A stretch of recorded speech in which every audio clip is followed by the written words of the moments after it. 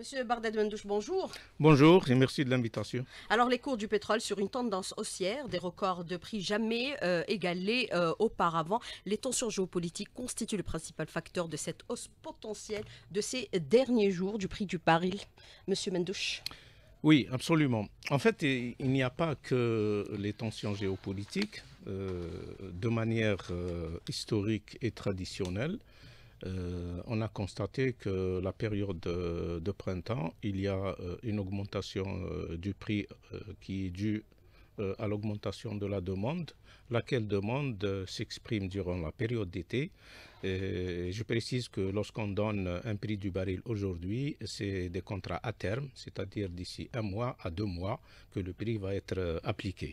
Donc en été, 70% du pétrole est utilisé pour la fabrication des carburants, notamment les essences et le diesel.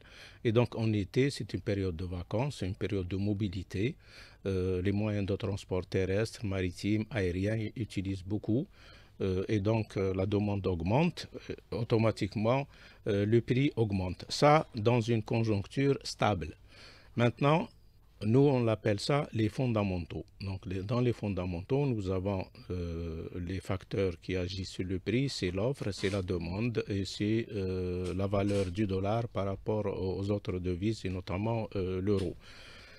Il y a des conditions conjoncturelles telles que les crises, telles que les conflits, tels que tout ce qui a aspect géostratégique et nous sommes dans cette situation. Il y a bien entendu avant la crise ou la guerre Israël à Gaza qui a impacté également le prix du baril. Il y a des prévisions optimistes sur l'économie mondiale qui étaient prévus à la baisse et des indicateurs ont été réévalués à la hausse, notamment un taux de croissance de l'économie mondiale qui est tiré par la Chine, principalement l'Inde et les États-Unis, où les chiffres de croissance sont beaucoup plus optimistes et donc automatiquement la demande de pétrole est plus importante et automatiquement il y a un impact sur le prix qui augmente. Donc on a constaté par exemple que depuis le début de l'année, le prix du baril, le Brent, a gagné plus de 20% par rapport à l'année passée. L'année 2023 a été, je dirais, une année morose en matière de prix du baril, comparativement à l'année 2022, où la moyenne pour le Brent était de 103 $. L'année 2023, c'était une moyenne de 84 $. Et donc, on rappelle que pour l'année 2022, c'était la guerre Russie-Ukraine qui avait impacté positivement le prix du baril. L'autre facteur, ce sont les décisions prises par l'OPEC depuis déjà 2022 qui se sont poursuivies en 2023. La dernière réunion interministérielle, le comité de suivi, donc l'annonce a été faite que les 2,2 millions de barils de réduction allaient se poursuivre jusqu'à fin juin. Donc cette quantité-là, elle est en diminution par rapport à l'offre et donc automatiquement elle a influé sur le prix du baril à la hausse. Mais est-ce qu'on peut considérer, parallèlement à ce que vous déclarez un instant, Monsieur Barded Mendouche, que la situation de guerre actuellement, avec la riposte de l'Iran contre l'entité sioniste, va encore faire augmenter les prix du baril, sachant que l'Iran est un grand producteur également des hydrocarbures, essentiellement de gaz, mais également le pétrole? Absolument. L'Iran produit une capacité de production de 3,5 millions de barils par jour, mais comme ils sont soumis à l'embargo, la production a été réduite, donc ils ne sont pas autorisés à exporter. Donc il y a une petite quantité qui est permise à l'exportation. Effectivement, les frappes de l'Iran hier sur Israël, à peu près d'après les informations, 200 entre drones et missiles, cela a impacté de 0,5 $ à la hausse le prix du baril. C'était 91,5, aujourd'hui c'est 95. Je parle pour le Brent bien entendu. Donc, et je donnerai aussi l'information que le pétrole algérien, qui est un pétrole de très bonne qualité, donc qui est le Sahara Blend, léger, très apprécié par les raffineurs, il faut rajouter au prix du Brent entre 3 et 5 dollars selon l'offre et la demande.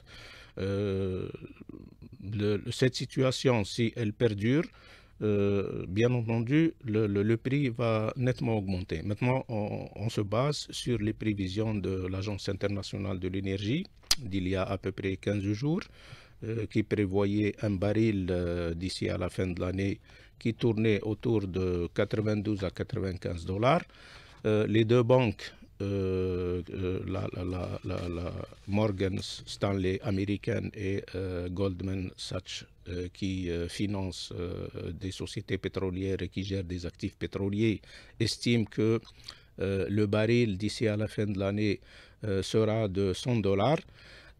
Cette prévision a été faite avant ces frappes-là. Donc, ils ont bien nuancé, les analystes de ces deux banques américaines avaient dit ceci en ne tenant pas compte d'une possible évolution de crise au niveau du Moyen-Orient.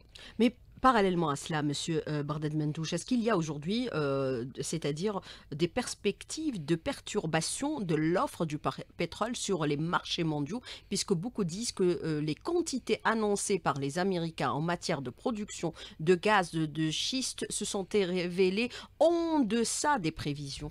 Absolument. Les États-Unis produisaient était le premier producteur avec autour de 13 millions de barils par jour.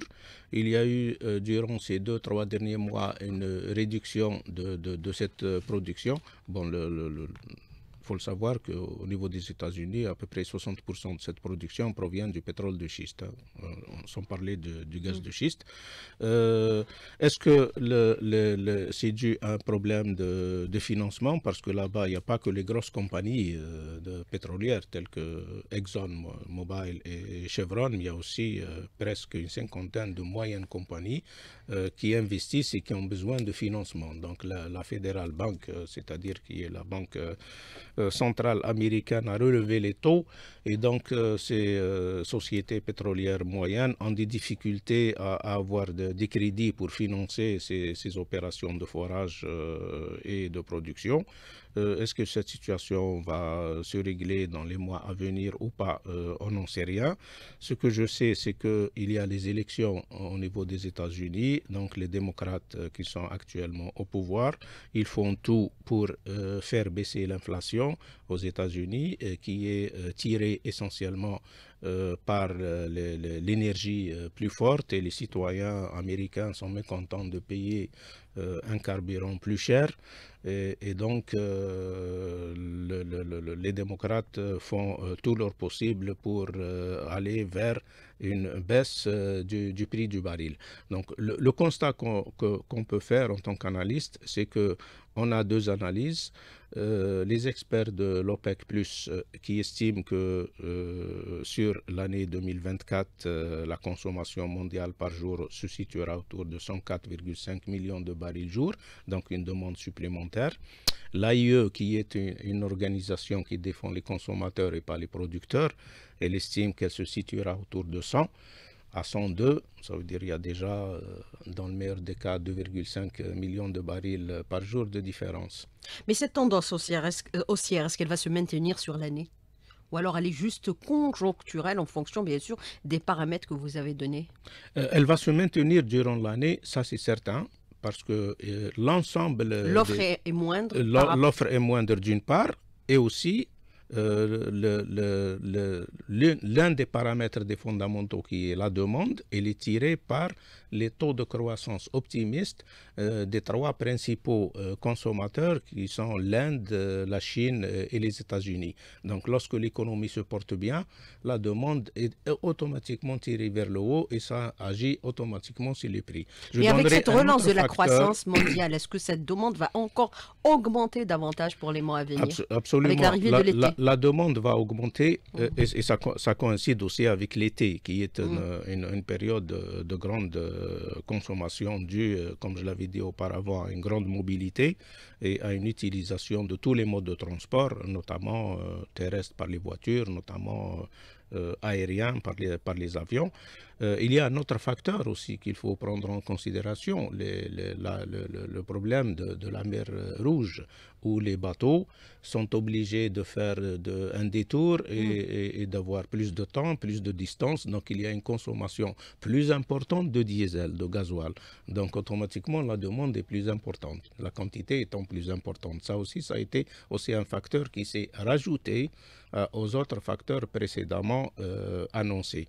Ce que nous ne savons pas pour le moment et qui peuvent influer, à mon sens, au-delà des $100 prévus déjà d'ici à la fin de l'année, c'est ce conflit Iran-Israël. Va-t-il continuer dans le temps ou va-t-il cesser? Dans l'hypothèse où il continue, on peut s'attendre à un prix qui va aller au-delà de $105-110. Dans le cas où ça va cesser, ça va se maintenir selon l'ensemble des analystes, y compris des analystes de la plus grande banque américaine, qui est la Bank of America, qui sont autour de $100 le baril.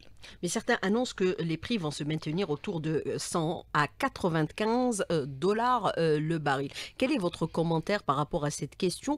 Et est-ce que ça pourrait aussi aller en dessous de ce niveau pour les mois à venir, notamment pendant la période de juillet, août, septembre?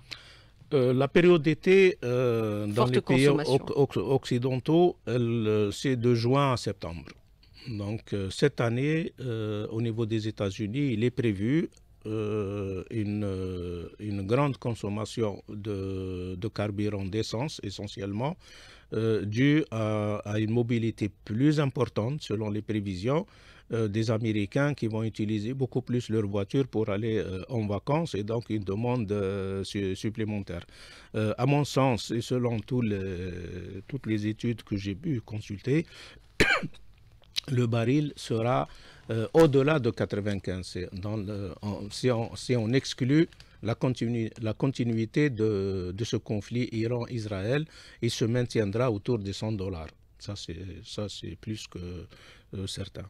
Est-ce qu'on peut considérer aussi, partant de vos déclarations à l'instant, M. Barded Mendouche, que c'est une situation profitable à notre pays, puisque nous avons vu que la baisse du prix des barils a impacté fortement nos revenus en hydrocarbures? Quelle est votre réponse justement par rapport à cette question, même si on a compensé par le prix du gaz? Absolument, il n'y a pas que nous, hein. Mm. Il y a tous les pays producteurs de l'OPEC, et notamment le plus grand producteur qui est l'Arabie Saoudite, hein, qui produit nettement plus que nous. Pour nous, on a un double avantage. Le premier, c'est que notre pétrole, comme je l'avais dit, est référencé Sahara Blend, donc il coûte plus cher. Il est plus demandé par l'industrie du raffinage. Ça, d'une part. D'autre part, nous tirons avantage de nos contrats gaziers à long terme, et tous les contrats gaziers ont été renégociés à la hausse en 2021-2022. Donc ça correspondait à un prix de gaz élevé dû à la guerre Russie-Ukraine, et donc la clause de révision de prix, elle se base sur les paramètres de coût de production et sur le paramètre du prix marché spot. Et donc nous avons eu la chance d'avoir eu en 2022 un prix du marché spot gaz qui s'est élevé au mois d'août 2022 autour de $300 le mégawattheure. Donc comme dans la formule de prix de nos contrats à long terme, il y a une indexation du prix du gaz sur celui du pétrole. Donc automatiquement, lorsque le prix du baril augmente, il y a le prix du gaz qui augmente. Donc il y a un double effet, un meilleur prix pour le baril de pétrole, et aussi de meilleures recettes pour les contrats gaziers à long terme. Alors, Monsieur Barded Mendouche, moi je voudrais revenir avec vous sur plusieurs aspects par rapport bien sûr à la hausse des cours du pétrole sur les marchés mondiaux générée par plusieurs facteurs. Vous les avez cités dans la première partie de l'invité de la rédaction. Est-ce que cette tendance va se maintenir ou non? C'est bien sûr, cela est dépendant entre autres de la guerre actuellement au niveau de la région du Moyen-Orient, avec bien sûr la riposte iranienne contre l'entité sioniste. Il y a aussi la forte demande pendant la période de l'été. D'ailleurs, les pronostics des experts annoncent des prix prix qui pourrait avoisiner bien sûr les $100 cet été, comme il pourrait atteindre aussi les 105 voire les 110 dollars le baril si la tension géopolitique actuelle se maintient, avec bien sûr l'Iran qui a riposté contre l'entité sioniste. On a parlé bien sûr des perspectives pour l'Algérie pour se maintenir, puisque nous avons vu aujourd'hui que cette tendance haussière profite à notre pays par rapport à notre baril du pétrole. Sonatrach, en horizon 2024-2028, va investir l'équivalent de 50 milliards de dollars, dont la plus grosse partie va aller vers l'exploration. Il faut maintenir cette exploration impérativement avec les partenaires étrangers, puisque nous avons vu que beaucoup de partenaires étrangers sont intéressés aujourd'hui d'investir en Algérie. Monsieur Barded Mendouche. Oui, absolument. Le plan quinquennal de Sonatrach de développement, il prévoit effectivement 50 milliards de dollars, donc répartis 70% dans l'amont pétrolier. Donc l'amont pétrolier comprend l'exploration, la production dans sa partie développement, et également le transport par voie terrestre, qui sont les oléoducs et les gazoducs. L'exploration est très importante. La Sonatrach consacre en effort propre, c'est-à-dire sur ses propres ressources, entre 1,5 à 2 milliards de dollars par an, à travers sa filiale qui utilise les dernières techniques de 3D en sismique, donc pour l'exploration. Et elle s'est concentrée dans ce qu'on appelle les zones matures, c'est-à-dire là où il y a les champs, autour de Hassim Saoud, autour de Hassirmel, Ain Amenas, Birkin, etc. Pour la simple raison, c'est que ça minimise les coûts de l'exploration, de la recherche, et deux, ça donne l'opportunité, en cas de découverte, d'aller directement à une production, ce qu'on appelle en fast track, c'est-à-dire en un temps réduit entre le moment où on fait la découverte et le moment où on met le gisement en production, de manière à augmenter la production. Donc ce délai, il est entre 3 et 4 ans. Et si c'est une zone éloignée où il n'y a pas les réseaux de raccordement, ça peut aller jusqu'à 8-10 ans. Ceci d'une part. D'autre part, nous avons constaté un intérêt ces 2 dernières années par les partenaires de Sonatrach classiques, tels que Total Energy par exemple, qui ont récemment signé un protocole d'accord sur le champ de Timimoun, qui a été mis en production en 2018. Donc c'est un champ gazier qui est en plein de développement.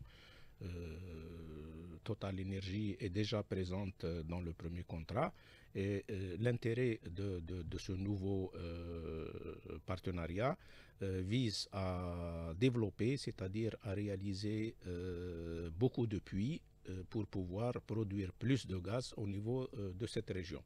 Parallèlement, la Sonatrach a également mis un programme de développement des découvertes qui ont été réalisées au niveau du périmètre de Tougourt, donc qui sont aussi bien du pétrole et du gaz.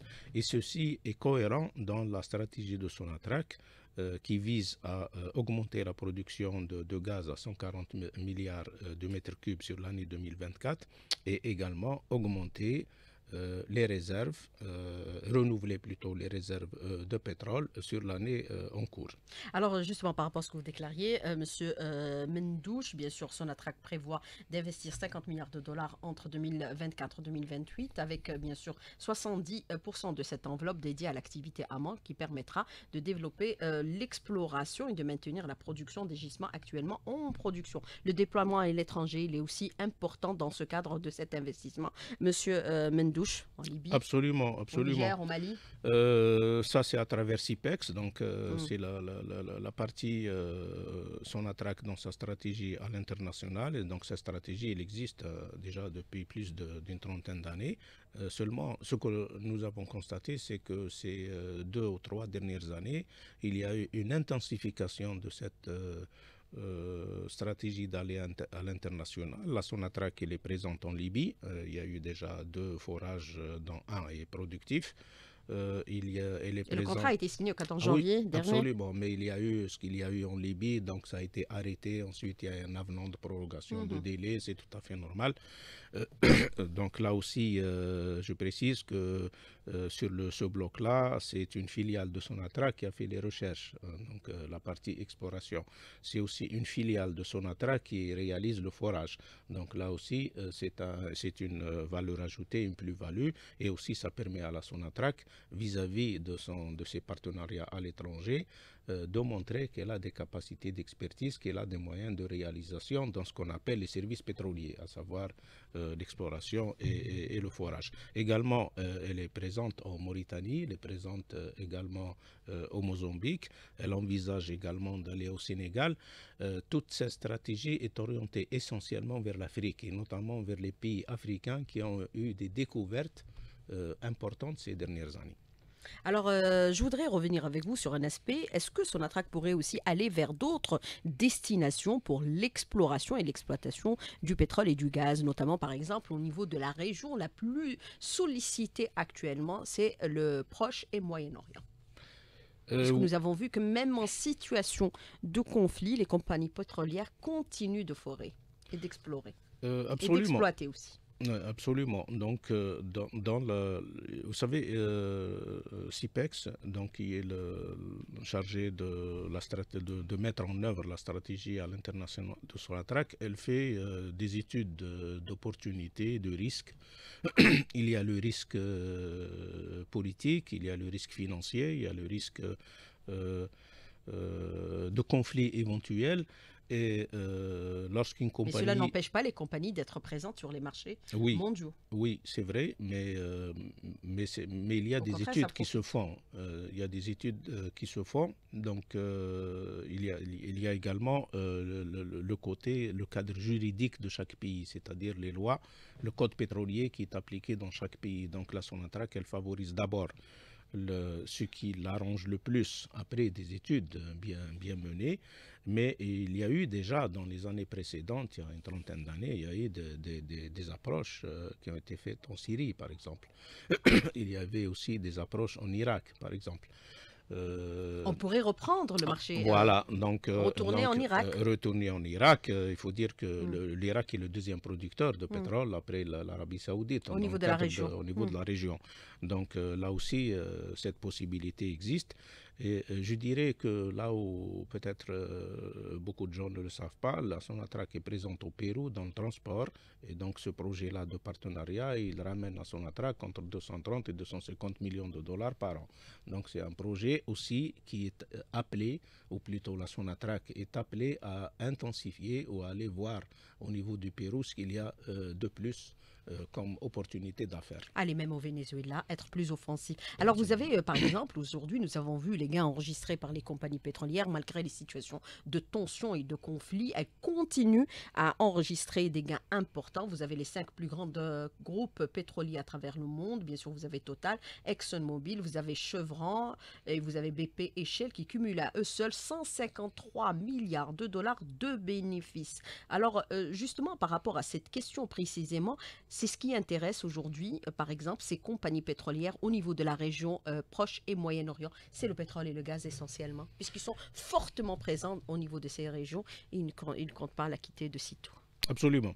Je pense que vous le savez, hein, ces Mm, compagnies que vous avez citées sont des compagnies privées, donc des mm. actionnaires privés. Les actionnaires privés sont beaucoup plus intéressés par le profit que par autre chose. Il faut aussi Total un peu savoir, moins. Mm, que celle qui a dégagé le plus, c'est une compagnie publique qui est l'Aramco, qui est la mm. plus grande compagnie au monde public. Donc la plus grande compagnie au monde privé, c'est ExxonMobil qui a fait donc un contrat avec Sonatrach l'année passée. Il y a également Ils ont Chevron, réalisé des gains importants au détriment des même de gains. l'environnement. Exact.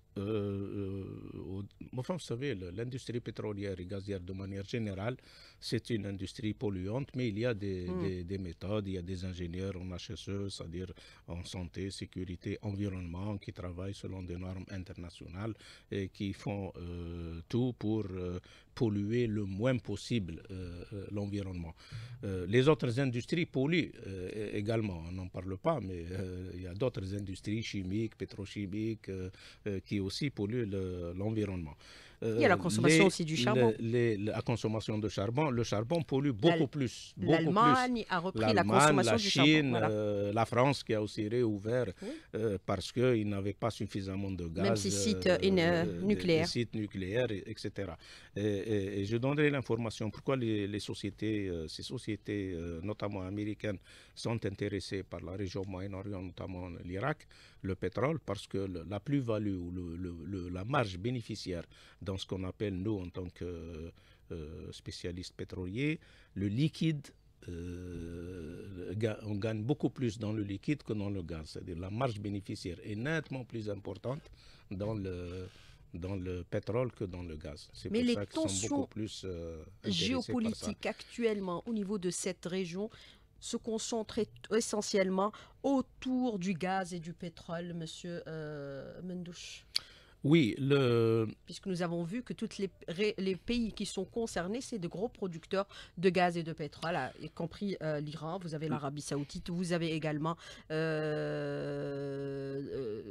les pays aussi du Moyen-Orient, et on parle bien sûr de la découverte de nouveaux gisements au niveau de la Méditerranée orientale qui concerne bien sûr la région de Gaza. Oui, à mon sens, le conflit qu'il y a au niveau de Gaza est beaucoup plus dû à la découverte de gaz, donc dans les champs, ce qu'on appelle Marina 1 et Marina 2. Et d'ailleurs, Israël a signé avec 2 ou 3 autres compagnies. Ils sont en train de faire des recherches dans cette zone-là, encouragés avec les Américains absolument, encouragés par la découverte de l'Égypte, toujours dans la mer orientale, comme vous l'avez si bien dit, du grand champ de Zohr de gaz. Et l'Égypte aussi vient de découvrir récemment un autre champ gazier. Et donc là, ça donne... ça booste un petit peu les compagnies à aller dans ces zones-là. Et bien entendu, c'est pour cela qu'il y a ce genre de conflit. Et lorsqu'il y a eu l'attaque des Américains en Irak, c'était beaucoup plus pour le pétrole, pour leurs grandes réserves de pétrole que même pour autre chose. Même principe pour la Libye, pour la France. Même principe pour la Libye qui produit beaucoup plus que nous, bien entendu, parce qu'ils ont des réserves même principe plus pour importantes. La Syrie qui voulait se rapprocher de la Russie. La Syrie également. Et donc, il y a un lien entre ces conflits, ces crises et les ressources pétrolières et gazières dont disposent ces pays-là. Mais ces ressources pétrolières et gazières au niveau de cette région représentent pratiquement, pour ce qui est exploité, 40% des gisements à travers le monde, 70% bien sûr du potentiel. Elles réussissent aujourd'hui à alimenter pratiquement toutes les grandes industries à travers le monde, à commencer par l'industrie américaine. Bon, l'industrie américaine, elle est à travers la production américaine. La production américaine n'arrive pas à elle seule à satisfaire l'industrie américaine. Il ne faut pas oublier que malgré qu'elle soit premier producteur, mais aussi elle est premier consommateur dans le monde. Il y a la Chine aussi.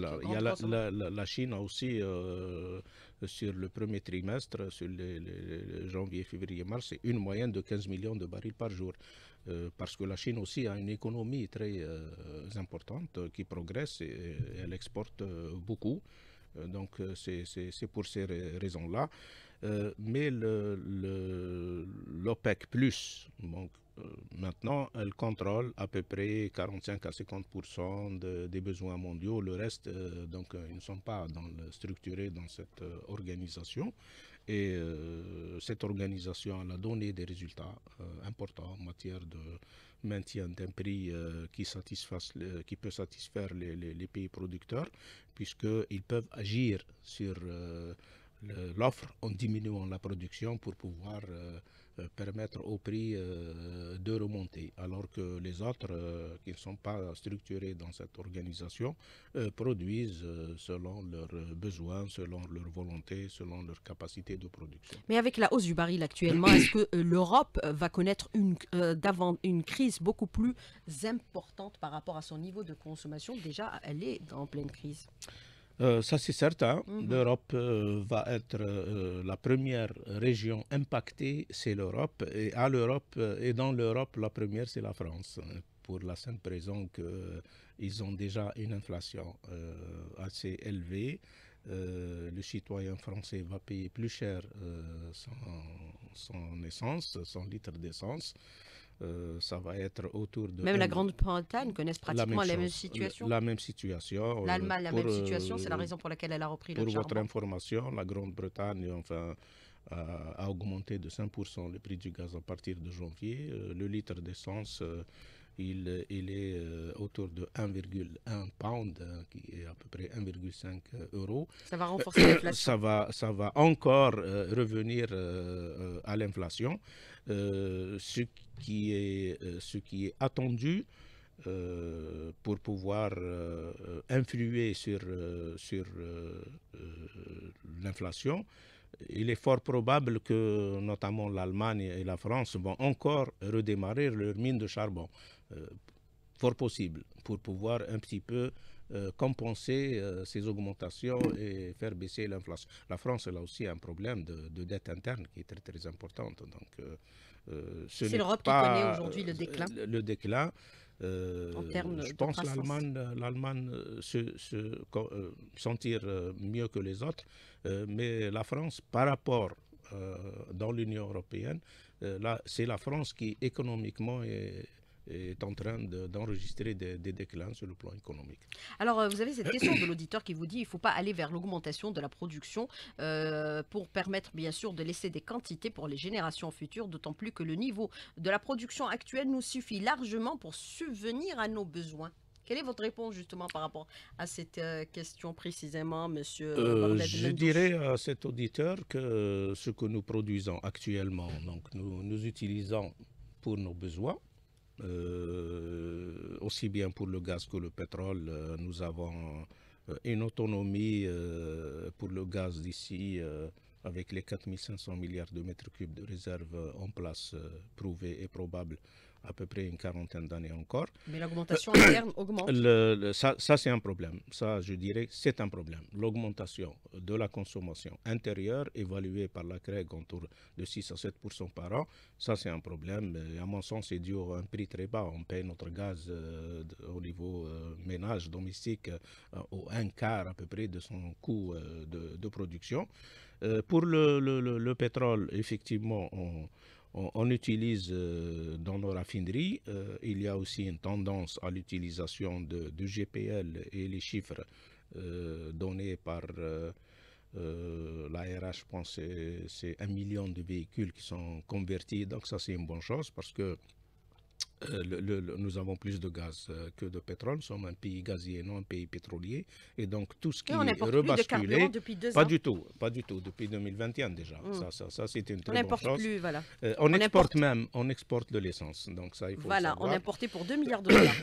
Absolument. Tout ça donc, va servir à d'autres axes de développement au niveau national. Et les générations futures, il n'y a pas de risque. Nous avons d'autres richesses, nous avons d'autres ressources, notamment dans les terres rares, le lithium, le thorium, etc. Et il n'y a aucune inquiétude pour les générations futures. Même en hydrocarbures, il y a d'autres possibilités.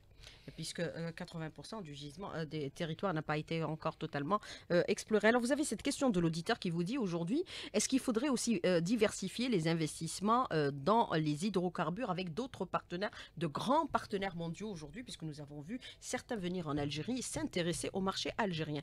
On C'est parle déjà fait. d'ExxonMobil, voilà, C'est on déjà parle de fait. Shell. Bon, ExxonMobil revient. Elle était Mm. déjà avant, hein, il y a une vingtaine d'années avant, elle était déjà.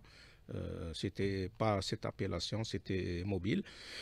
Donc, si ExxonMobil, qui est la plus grande compagnie privée au monde, revient en Algérie et a déjà signé en 2023 des accords avec la Sonatrach dans le domaine des hydrocarbures, aussi bien pour le gaz que pour le pétrole, dans le développement, dans l'exploration. Ça va booster les autres. Chevron qui vient pour la première fois, ça va booster les autres.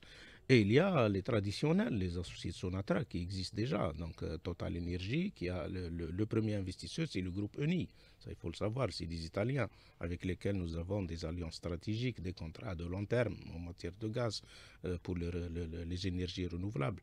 Il y a aussi Statoil, la norvégienne, il y a aussi l'indonésienne, il y a aussi Repsol espagnol. Donc les compagnies sont là, elles investissent et ces autres compagnies reviennent.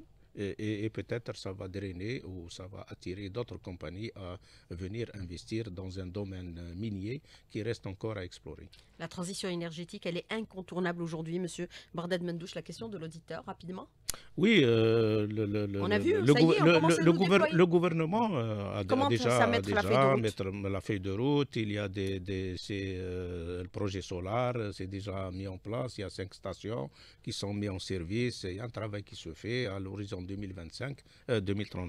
Il est prévu de passer dans le mix énergétique à 27% qui proviendra du solaire. Ça va économiser un peu la consommation de gaz pour les secteurs, absolument, notamment énergivores, l'agriculture par exemple. Dans pas mal de fermes, ils sont passés à l'énergie photovoltaïque, donc au solaire. Mais est-ce que les consommateurs pourraient aussi se transformer en producteurs? Est-ce qu'il y a nécessité aujourd'hui d'adapter la loi en fonction du contexte actuel?